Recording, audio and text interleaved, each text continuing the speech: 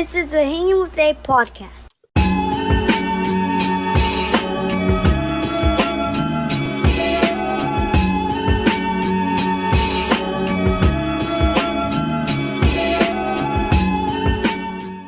What up? What up? This is the Hanging with A podcast coming to you always from Brockton, Massachusetts. Before we get started, I just want to make sure that I say thank you to everybody out there that has been subscribing to the Hanging with A podcast. The Hanging with A podcast is at 70,000 subscribers. As I tell you guys all the time, this does not happen with all the love and support with all of you. I'm also coming up on my 5-year anniversary. I've been doing this for 5 years. Started the podcast during COVID in 2019, and it's taking off for me. So the road to 100K continues. So I just want to say thank you for all the love and the support. You can find the Hanging with A podcast on TikTok. You can follow me on TikTok. You can follow me on YouTube. You can follow me on Instagram. You can follow me on Facebook. Like I like to say all the time, I'm all over the place. So definitely tap in. I have a very, very special guest, a legend in hip hop, a legend in the Boston area, one of the best MCs to come out of Boston. If you can argue that he is the best MC to come out of Boston.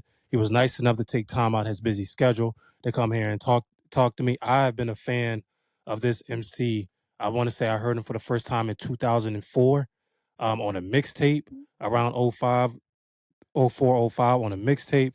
And I've been a fan ever since. So, ladies and gentlemen, I give to you terminology. Yeah, that was Yeah. love, man. Thank you. No, I appreciate you, man. Thank you for what you do for hip hop, man, and doing it the right way, man. So I appreciate you, man. Thank you. Absolutely. For the people that may not know who you are, get them up to speed, introduce yourself and let them know who you are. Yeah, man. Terminology, man of many hats. I do radio on Sirius XM every Thursday. Shade 45, show off radio with my brother Static Selector. I've been rapping my whole life since I was 9 years old. I'm 42 now, so over 30 years rapping, over 20 years in the music industry. Came out with my first album in 2006. Been touring the world, been to 50 countries, been to almost every state. I got 55 albums out. Wrote a book, started the Good Dad Gang movement, which is a nonprofit and clothing line. As you see, this is my collaboration with Vanson. I'm wearing now. So yeah, man, very exciting life I've been able to live, and I've done a lot of cool stuff. Yeah, it's awesome. Tell me a little bit, man, like how was it for you growing up in Lawrence? Yeah, Lawrence is tough, man. It's a tough city, rough city. Any neighborhood and any city that you grow up in with a lot of poverty, it's a lot of crime.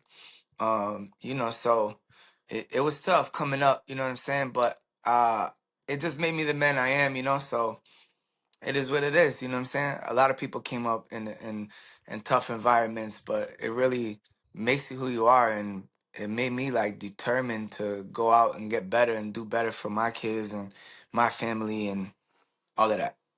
Yeah, sounds good. Um, who inspired you to start rapping? Like when it started you into getting into MCing and wanting to do Right. this?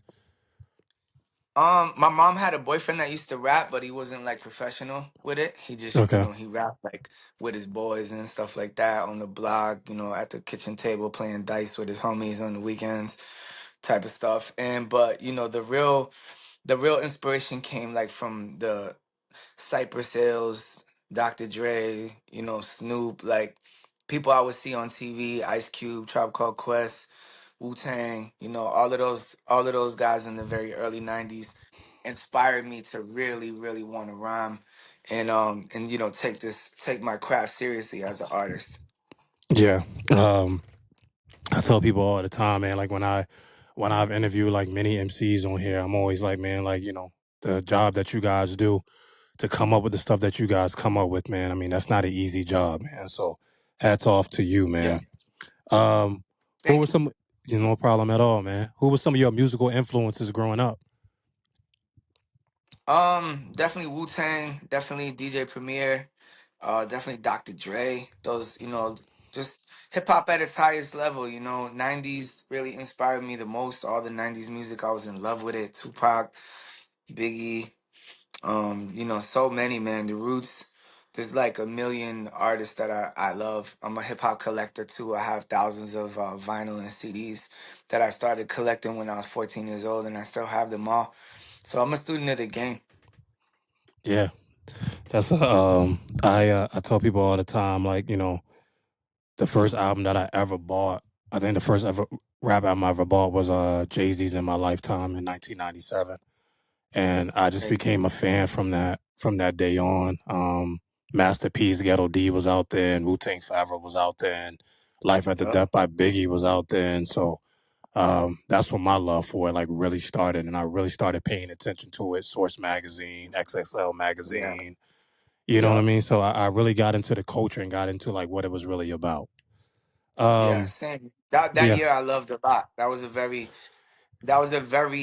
important year for me, like 97, all those albums you named, because that was when I started going to high school. So yeah, it's like, high school is like, man, you're becoming an adult, but falling in love with hip hop, like fully, fully, fully falling in love with it was like, that was that era for me, like 96, 97. yeah. Same for me. The same for me. How did you come up with your rap name, Termanology? I got it from the dictionary. Okay, okay. I had a different name. I was Wiz. Okay. And then when Firm album came out with Nas, they had a rapper on there who was his brother named Wiz, and I'm like, damn, I can't be Wiz. There's already another Wiz. So I started reading the dictionary looking for a name, and I came across terminology, which means the study of words, and I liked words a lot. I always wanted to put words together, so I said, okay. I thought for sure, this is before the internet. You couldn't just Google shit. I thought for sure somebody in the world would have had it, and it ended up being that nobody ever had it. And to this day, I'm the one and only terminology. So it's pretty cool. Yeah, no, it's dope. It's dope. Um, when did you fall in love with hip hop? Really, as a kid, man, I used to watch Run DMC and stuff like that on television. Um, you know, all of that early stuff. Like I said, Cypress Hill, like all that. How I could just kill a man, and Humpty Dance and Crisscross, Jump Around by House of Pain. All those Yeah, hit records that we heard when we were kids. That just they were so cool. They were anthems. They made you fall in love with music and hip hop. So that was it, man. Early on, I was breakdancing. I was buying records and playing records on my record player, and doing graffiti, rapping, just the whole thing, man. The whole four elements. yeah. Um, let's talk about 2006. That's when you came on the scene. You had a record that was produced by DJ Premier, the legendary DJ Premier. For those of you out there that don't know who DJ Premier is, his catalog is crazy. He's done classics on Ready to Die, Life After Death, Illmatic, just to name a few. He's worked with Terminology. He's worked with so many great MCs. What was that experience like with you working with him, and like how did it feel like finally, like, just getting your face out there, getting your name out there, and like just starting the ball rolling? Yeah, definitely was a dream come true. I grew up listening to DJ Premier and always loving his work, and it was a surreal feeling because you grow up listening, like you said, to Ready to Die, Illmatic, all these great albums, Reasonable Doubt, and this guy produced classic records on all my favorite projects and countless amazing beats that I loved and used to freestyle to. So when you're actually in the studio with him and you're in his booth and you're rapping and he's punching you in and recording you, and you come out and he's, laying scratches down or mixing, you're just like, you're in awe because you like almost can't believe it. You're in there with a real life superhero. Yeah, Um Definitely hip hop superhero. And everything changed. My whole life changed. Like before that, I used to do local shows a lot of local shows in Mass, Brockton, you know, Cambridge, Lawrence Lowell. I was doing all kind of local shows, and then when I got the song with Premiere, I started going on Europe tours and tours all over the place. Because the song was so big that I was getting booked to go perform that song all over the place.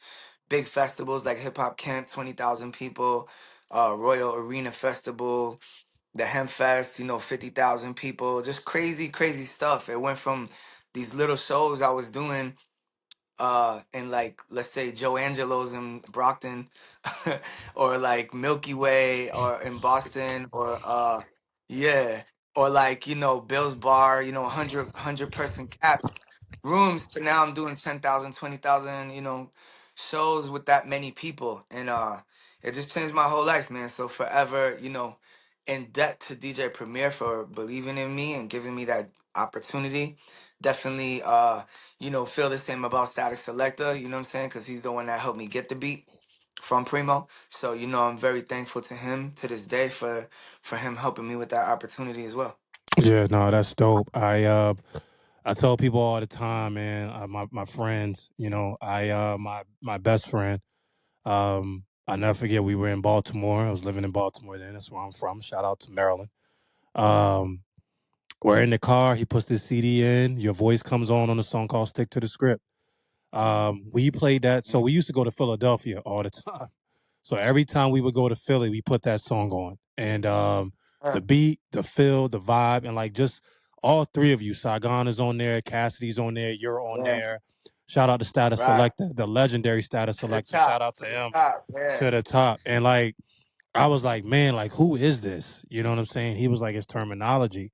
I was like, where is he from? He was like, he's from Massachusetts. And like at that time, I didn't even think that I would be here. You know what I mean? So I'm just right. like, oh, that's Yeah. dope. But you know what I mean? I've been a fan, man, of you, man, since then. So again, just appreciating again like what you do for the culture and what you've done for the game.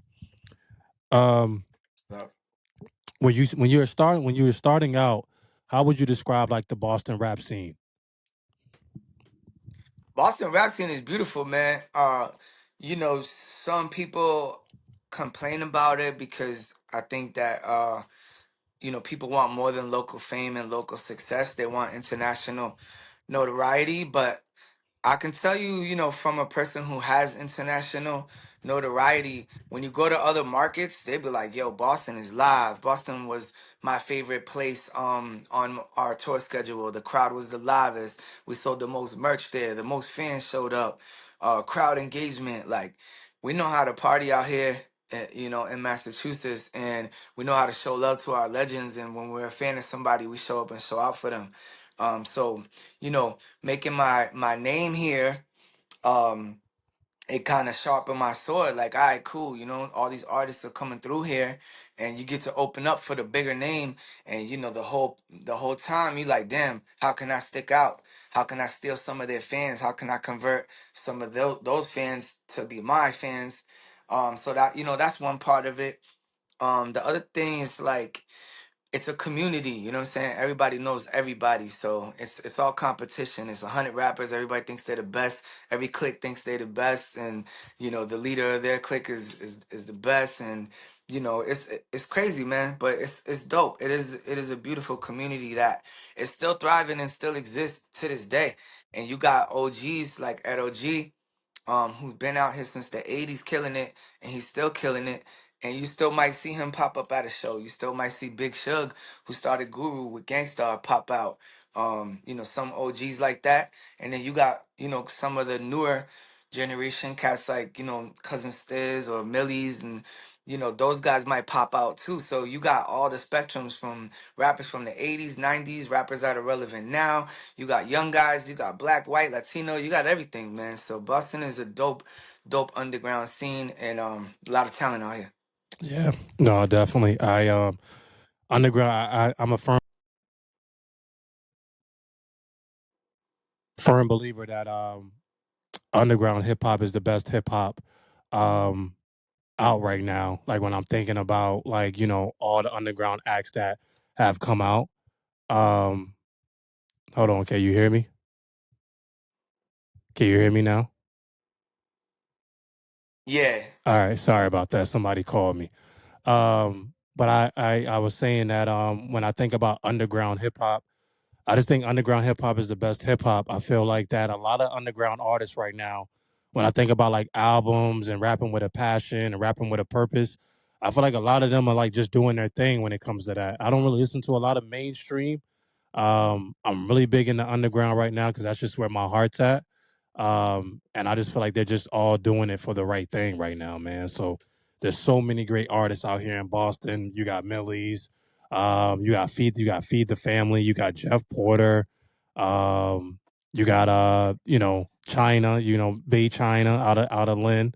You got so many great acts out here. Nimk, Nimk is unbelievable. So you got a lot Absolutely. of great artists. Um, Absolutely. when you think about your music, like what sets you apart from everybody else? The story is unique to me. That's one thing. It's like I don't remember there ever being like a Puerto Rican and white rapper from Massachusetts that blew up. Like the story's mad unique. Just like my nationality, where I'm from, how long I've been in the game, my relationships, what I've been able to accomplish over the last 20, 25 years. um Me starting in the Boston scene, moving to New York, living in New York for 10 years, getting put on out there from the OGs out there and accepted as, somebody who's also from New York, because I'm from Mass, but I'm also from New York. I've been out there for almost 20 years now, you know what I'm saying, as well. So, just a very, very unique story, you know what I'm saying? Me starting the Good Dad Gang, first rapper, first person with a dad movement the way that we do it. Definitely first rapper with a dad movement. I brought the, good dad movement to the music industry. So man, yeah, I have a very unique story. Yeah, yeah, yeah, yeah. What is like? Talk to me about like being in the industry. I've heard so many different stories about it. I heard there's a good side to it, there's a bad side to it. Like how has it been for you? You know what I mean, being in the industry and being connected to all the people you're connected to. Yeah, I love it. I mean, it's a love and hate relationship. You got fake people, just like anybody might hate their job because, the person they sit next to is fake. They're smiling in your face. They really don't want the best for you. You got your, people that'll run and go tell your boss every little thing you do, try to hate on you, get you fired. You got gatekeepers, you got people blocking your blessings, stopping you from trying to make it to the top. And there's a lot, man. People are shiesty, they'll rob you, they'll snake you, they'll lock you into contracts, they'll take advantage of you. I seen a flyer today that said I was performing uh in Switzerland alongside Fabulous and all these other people, which would have been great, but I'm not. And Hmm. my name is just on a flyer, and there's nothing that can be done about it because it's already being passed out. The promoter, I don't know how he got that information or whatever, but never paid me. And it's like, I wake up to these things all the time. You know what I'm saying? It's a very frustrating job, and you have to stay on top of it because it's your reputation and your brand, and people could help you destroy your reputation. And, you have to really be on point to protect it. But the good side is like when you're in the music industry, there's a lot of perks to it. You get to do cool stuff. You get to meet, a lot of your heroes you grew up, kind of idolizing or always wanted to meet and collaborate with, connect with, and you get to do really cool stuff. You get to go to cool places, and it's dope. It's really dope. It's just the other side. You gotta be tough. You gotta have tough skin because it's never gonna stop. The bullshit is never gonna stop. And that's what I tell NMK, and that's what I tell my guys in the ST group and my show off team. Like, I'm constantly like, reassuring people like, yo, if you want to do this, it's all love, but you got to deal with the bad side too, and just shake it off and just keep it moving because the reward is great for the people that don't quit. Yeah. Who was somebody that you collaborated with, man? That you were like, man, I cannot believe this is even going down. I mean, I know you've collaborated and worked with so many people. Is there one person that you worked with and he was like, man, I can't believe that I'm sharing space with Yeah. this person right now? It can be an MC, it can be a producer, whoever. I think when I did a song with Busta Rhymes, I think that was crazy because my Yeah. mom always, my mom always tells the story of me as a little kid. I had to be like 9, 10 years old, and I'm jumping around my house going, "Here we go, yo! What's the scenario? Here we go, yo! Here we go, yo! So what's the scenario?" She always tells this story of me, and I remember it clearly. I jumped up on a chair because that was my favorite song when I was a kid, and I was jumping up and down singing the song. And so to be doing that at like 9 years old, and then essentially, have a song with that artist, and he, Busta Rhymes is larger than life. He's a GOAT, right? So having a song with him and he's on my single and it's produced by DJ Premier, like what are we even talking about? You know what I'm saying? This is like surreal shit. And then the Method Man one. I'm a huge Method Man fan. Always loved Method Man. Love Wu Tang. Same type of deal. Running around as a kid with the headphones on. METHOD, man. All of that. And it's like now, this guy respects me enough to do a song with me. You know what I'm saying? So, man, those are two. Those are two that really stuck out to me. Yeah, no, I mean that's dope to be able to work with a lot of those people, man. Shout out to Busta Rhymes, shout out to Method Man. And I Um, have a million more stories like that, but you asked for one, so I just gave you some yeah, good no, ones. I appreciate that, man. I think people overlook Busta Rhymes a lot. I don't know why. I think when we do the greatest hit rappers of all time, he's very low on the list. When we talk about Yeah. lyricists, he's very low on the list. He shouldn't be. Um, He should be no, more celebrated. no, he didn't. He shouldn't. He should be very, very high on that list. Yeah, Um, man. what's the hardest part about being in the industry? The Like, hardest part is like you constantly away from your family, right? You yeah, can't have a real life. Like everybody else gets to come home at 5 p.m. Hopefully you get a meal with your family. You get to enjoy your wife and her company. You guys watch movies together, hopefully, and she shorty cook for you and you get to cook for her. And it's like it's not like that with us, man. We might not be home for like weeks at a time, and we might have a session every night. We might have a show every night. We might have a video shoot every night. We might have, a public appearance we got to be at or something. So even half the month, let's say you're not that busy, even half the month being away from your family and your wife or, your husband for the girl MCs and entertainers, like, yo, it's mad hard. It's straining. It strains the relationship, and you just don't get to live a normal life. You don't get to be there for your kids, every day because you're out making a living and grinding, and you don't get to enjoy the same like you don't get to enjoy the same kind of life that people who are not 24/7 on the grind get to enjoy. I have friends of mine that work 9 to 5, and once they're off at 5, they go home, they chill, they relax, they see their kids every day, they get to tuck them in, say goodnight, chill with the wife, watch movies, whatever the case. And then on the weekends, they do fun, cool stuff with their friends and their family. And with our life, we're not always as fortunate because we're so busy and we're constantly on the grind.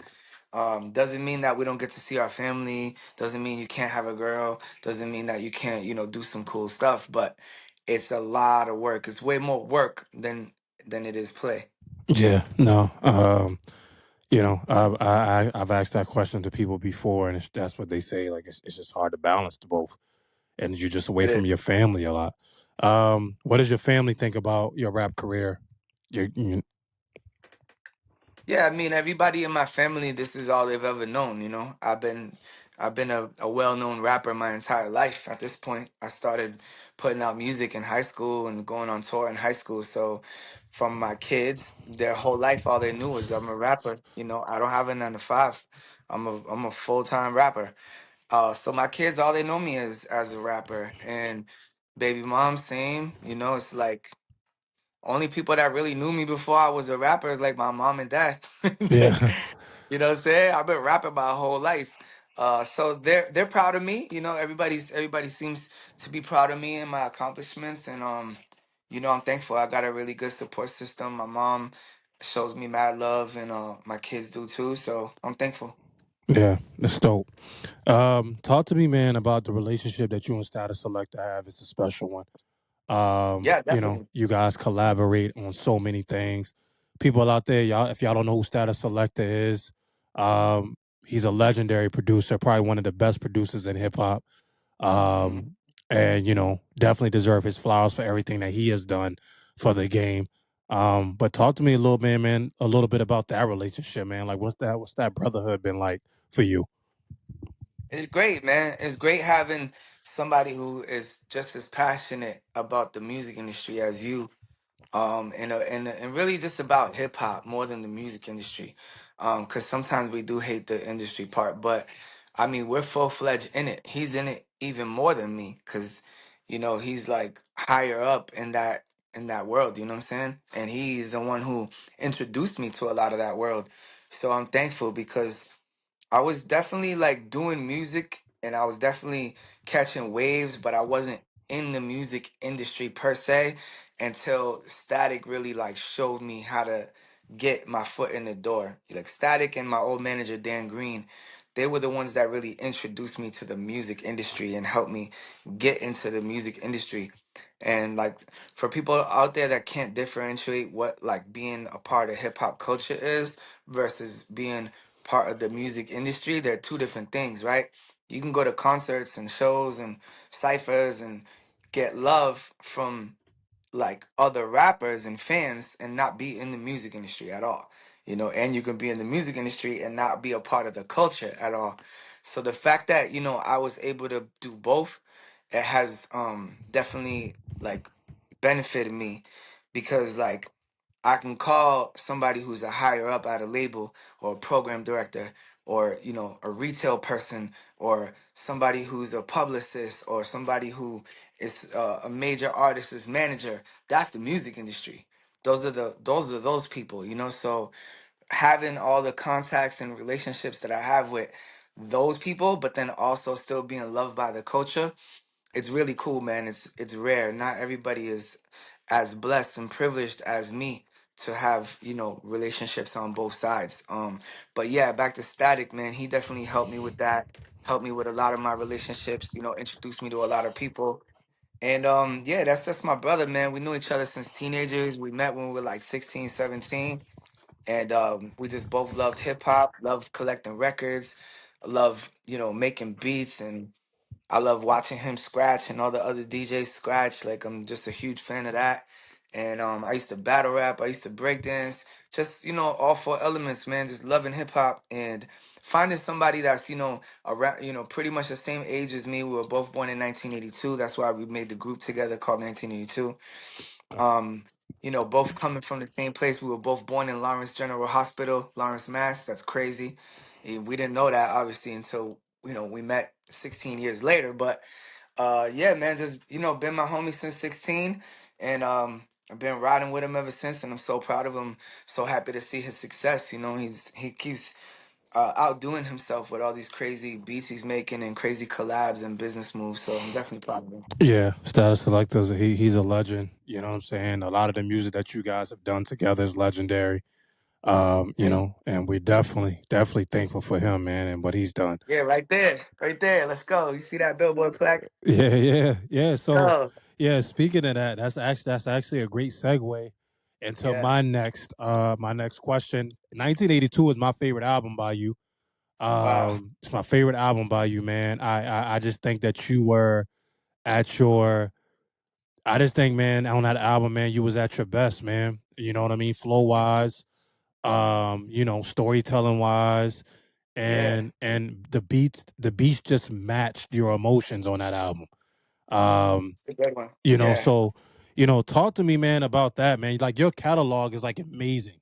You know what I mean? Like Thank you kind of like talked about it at the very beginning, man. But I don't think people really understand. You know what I mean? The level that you're putting these albums out. You know what I'm you. saying? Yeah. I don't think people really understand your catalog, man. So kind of like take us through that, like what that's been Yeah. like to you, and just talk to me a little bit about making 1982 because that's an amazing album. Thank you, bro. Well, 1982 is fresh off the success of, my first album, my first big album, which was Politics as Usual. My first album had Watch How It Go Down, How We Rock with Primo and Bun B, So Amazing with Primo, Hood Shit with Prodigy, produced by Alchemist. It had production from Buck Wild, Knots, High Tech, Easy Mo B.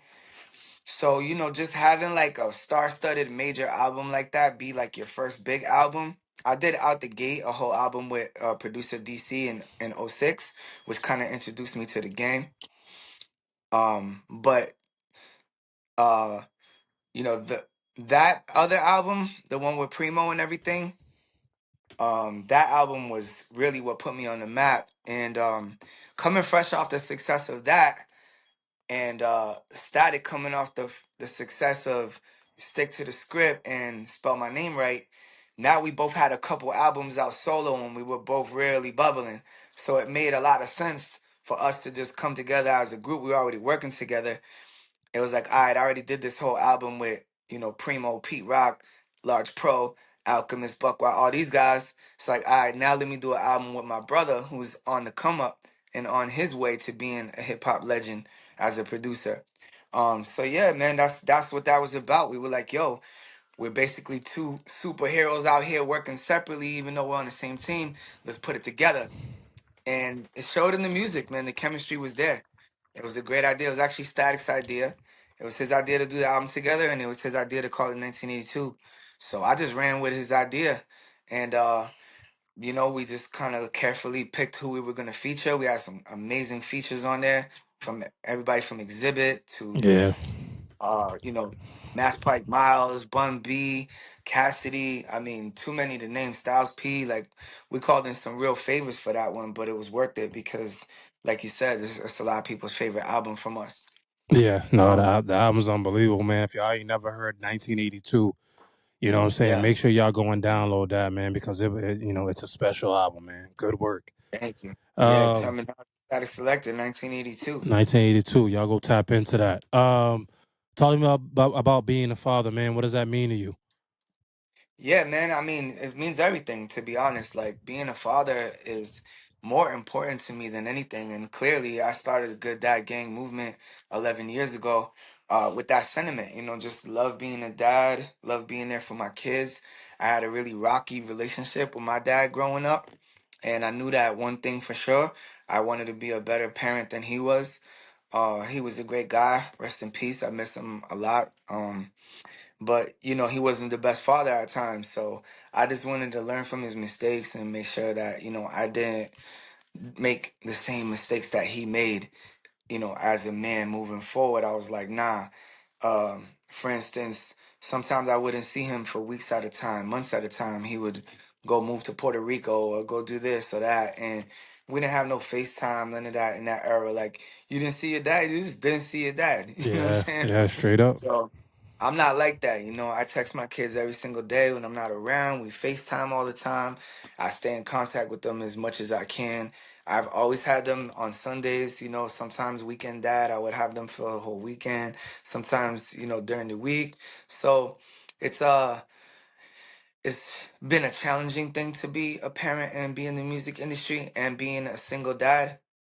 All of that stuff has been somewhat of a challenge, but at the same time, as long as you make the effort, you good, and I always make the effort. I make sure, I talk to my kids every day and I see them and I'm always there for them when they need me, if they need me. And yeah, that's what it's about, man. I love being a dad. It's my favorite thing in the world. Yeah, I piggyback off of what you just said about being a dad, man. It is the greatest thing to be a father. I'm a father of three. My wife is actually expecting, so I'm going to be a father of four very soon here. Congrats. Thank you very much. I'll have three girls and one son. Wow. My baby girl will be here August 15th. Healthy and strong. All praise to God. Um, and I'm just lucky, man. I'm lucky to have this opportunity to be a father and to do something that my dad, never did for me. So just showing up, man, showing up for them. I'm also a teacher. You know what I'm Right. saying? So I've been in education for 15 years now. Right. So being a teacher and also being a father, you know what I mean? I've been in front of kids, man, pretty much, man, half my life, Right. inspiring and helping and building and helping the next generation. So, Beautiful.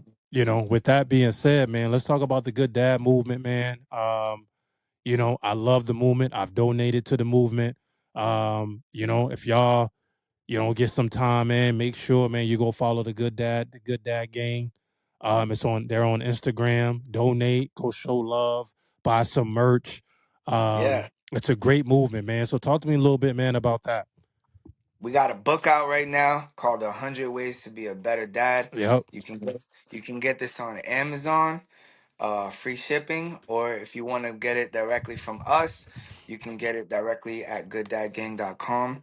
And this book right here is very special. I'm going to tell you why. Because there's never been a book of this kind specifically. There's self-help books out there. There's books for dads. But most of those books were written by a certain demographic. And they're for a certain demographic. A lot of times, they're people that are more well off financially. A lot of times they're people that are married. Sometimes they're religious people. But there's never been a book, to my knowledge, written by a single dad, right, who uh, only has his kids couple days a week, who went through custody battles in court, who grew up poor, who represents that kind of demographic, single dads. I'm Latino, right? There's different thing. There's different. The book was written from a different perspective than the other books that I've seen. So knowing some of the struggles we go through as a dad, and some of the struggles we go through, and having to fight for custody to see the kid, fight for visitation, um, child support, all of that stuff. Which I think people should pay child support, but it's very unfair how the system does people sometimes. And I'll give you a prime example. My dad was paying child support on me all the way until he died, Yeah. and he died only 3 years ago. I was 39 years old, and he's still paying child support because it was like arrears had backed up, and he had owed like a lot of money. And by the time he was able to start making payments on it, I was in my late 30s. So my dad was never able to get a license, never. 60-year-old man couldn't get a license because of an old child support case from the 90s. And that's what they do to dads all the time. And there's somebody going through it right now that can't get a job because they can't get a license, and it has to do with child support, right? And they don't do that to moms. If moms are broke, they get help, they get assistance, and they very rarely get their license taken away because they don't make a payment, and like I said, I'm for child support. I'm not like saying that people shouldn't pay it. I think people should take care of their kids. At the same time, it's very unfair what we go through as dads, and especially Black and Latino dads. They also have it super hard because there's already a stigma that Black and Latino dads ain't there for their kids. And there's a stigma on that, but that's actually not true. And we're just as present as any other race. So for whatever reason, the media sometimes they latch onto things. Yeah, it's true. I grew up without a dad in my household. A lot of people grew up without a dad in their household. But guess what? My white friends did too. And so it's other race groups as well. It's not only pertaining specifically to one race group. So when you get over all of that stuff, and you look past any kind of like prejudice stuff, or like any kind of notions that they want to throw out there, you see that we're all just people, bro, and we're all going through the same thing, Yeah. But this book really helps a lot of people and has helped a lot of people. And I suggest, if you're a dad or you're gonna be a dad and you need some jewels, there's some lighthearted stuff in here too about just having fun with your kids and passing them the aux and getting to know what they like. Some things that you can do with them, activities, things like that. But then there's more serious topics like what you do when you get your kid taken away, what you do when you can't see your kid, um, things of that nature too. So it's just a really good book, and something in here will apply to you. You might get to a chapter where you're like, oh, that doesn't apply to me. That's cool. Go to the next chapter. Something in here could help you if you're a dad. And I've even had a lot of moms read it and then tell me, hey, I really liked your book. I understand my husband more now. I understand my baby daddy more now. I liked your book a lot. I get what you're saying, and I think I'm gonna buy it for somebody because I think they need to read it. So yeah, I'm thankful that it's out, and yeah, 100 ways to be a better dad. It's on gooddadgang.com right now. Yeah. I'm definitely gonna get me a copy of that, man. And I just love the movement, man. I love the movement, man. And just going on the website, just reading more about it and looking at the pics, man, and following the page and just really understanding the amazing work that you guys are out here doing, man. So hats off to everybody that's involved in a Good Dad Game movement. We appreciate you. I'm definitely going to cop that book. Thank you, bro. No problem. What inspires you? I mean, are you talking about like in life daily, or are you talking about to make music? Uh, Give me let's do both. Yeah. Well, life, I mean, what inspires me is usually like the hunger for more, right? I do really cool stuff like we talked about. I got 55 albums, right? So, you know how hungry you got to be to write 55 albums? Like, Yeah, you know how you know how obsessed you have to be with this music to do that, and not only, write the whole album but be proud of it and be proud of every single word that you say. I'm not one of them rappers that just go in there and freestyle off the top or just say nothing. I'm saying something in my bars. So those are like little poems, you know what I'm saying? Every rhyme is like a poem to me. Every rhyme is like a little book. It's like thousands and thousands and thousands of rhymes that I've given to the world. You can go download my whole catalog right now. Let's just say that there's 10 songs on every album, right? So you got, what's that, 10, 20, 30, 40, 50, 60, 100. It's like we talking 1,000 rhymes just there. Then Static got about 50 albums, and I'm on all of those. And then, my other brothers, Rex and Easy Money, and all my ST guys, I'm on all their albums all the time. And all the other homies that I frequently collaborate with, and people that pay me for features. We got people that we do songs with when we go on tour. Like, I bet we land in Japan, somebody like, yo, I want to do a song with you. That person is only speaking in Japanese. I'm speaking in English, but I'm giving them some art. So what inspires me is just like the hunger to just keep being a great rapper and just keep being a great MC and keep saying something with my rhymes and outdoing myself. When I think about myself, I like to look at myself and be like, yeah, I'm just as good as any other rapper out there. Like any rapper in the world that everybody thinks is the best rapper, I feel like I'm just as good as that rapper. And I've proven myself by doing songs with the Method Mans and the Busta Rhymes and all of these guys and holding my own, because that's no easy task. 9 times out of 10, Busta Rhymes is going to smoke you. And Method Man is going to smoke you. And all these other guys that I rap with, guys like Sean Price and Mac Miller and Royce the 5'9", Prodigy, and like Styles P, Jadakiss, like Benny the Butcher, like I rap with those guys. Those are serious MCs right there. yeah, So yeah. you know what I mean. My pen is crazy for me to stand next to those guys and hold my own. And I put myself in that category, and I hold myself to that level of lyricism. Every time I get on the mic, I go crazy because it could be your last rhyme, and you want to leave the world, with something great when you go. So that's what really inspires me as an artist. No, that was a dope response, man. I mean, and that's what it's all about. That's what it's all about, man. Inspiring, man, and just motivating somebody to make as many albums as you made, man, is incredible. You definitely have to be hungry. You definitely have to just not quit. There's no days off. You know what I'm saying? There's Hmm. no days off. So, shout out to you, man, and just again the legendary career that you are. You're leading by example with that. You know what I mean? So, if anybody out there is starting out MCing or you want to be a rapper, like, you're gonna have to pay. You're gonna have to put some time in. Yep, Um, all the work. all the work. What legacy do you want to leave behind with your music? Yeah, bouncing off what we just said. I want people to look at me like, yo, one thing about Term was, yo, he put out good music. One thing about Term, he could really rap. One thing about Term, if you put him on a track with anybody, he was gonna find a way to shine. And that's the legacy I want to leave. I want to be remembered as a great rapper, a great MC, a great person, a great artist. All of those things. Yeah, I think that's dope. Uh, 10 people you can invite to a dinner, dead or alive. Who you inviting? 10 people dead or alive. Yikes, that's rough. Ten I people. think. All right. Well, first I got to start with my dad, man. I miss him so much.